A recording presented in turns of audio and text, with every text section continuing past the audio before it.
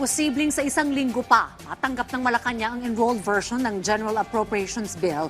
Pero ngayon pa lang, pinaghahanda na ni Pangulong Ferdinand R. Marcos Jr. ang kanyang team na hihimay sa panukalang 2026 national budget. Yan ang ulat ni Kenneth Pasyente.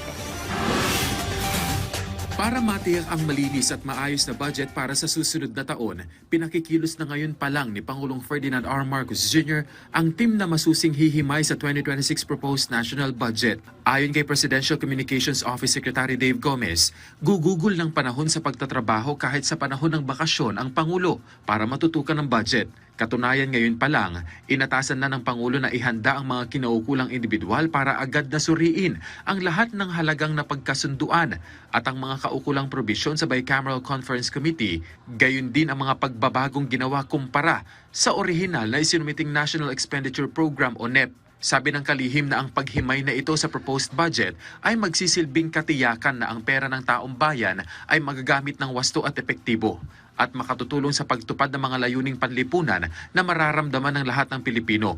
Alinsunod na rin anya sa pahayag ng Pangulo sa kanyang huling State of the Nation address. Bagaman di na nabanggit ng PCO kung sino ang kabilang sa grupo para sa gagawing review, una nang sinabi ng palasyo na magiging katuwang ng Pangulo ang Department of Budget and Management sa pagbusisi sa panukalang budget.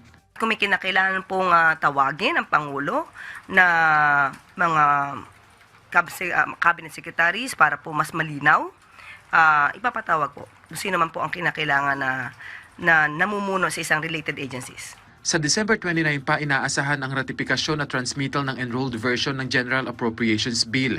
Ibig sabihin, may 2 araw lang ang Pangulo para busisiin ang panukalang pondo para mapirmahan bago matapos ang taon.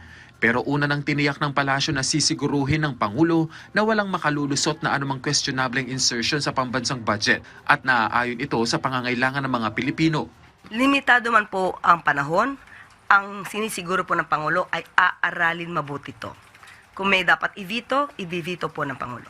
Pinalawig na rin ang sesyon ng Senado hanggang December 29, 2025 upang magkaroon ng sapat na panahon para sa ratifikasyon ng panukalang pambansang budget para sa 2026. Sa pamamagitan nito, magkakaroon ng oras ang mga senador na maingat na suriin ang ulat ng Bicameral Conference Committee at tiyaking ito ay tapat na sumasalamin sa mga napagkasunduan ng Senado at ng House of Representatives sa kanilang bicameral deliberations. Matatanda ang itinuring ng Pangulo na Christmas wish ang pagkakaroon ng good budget sa susunod na taon.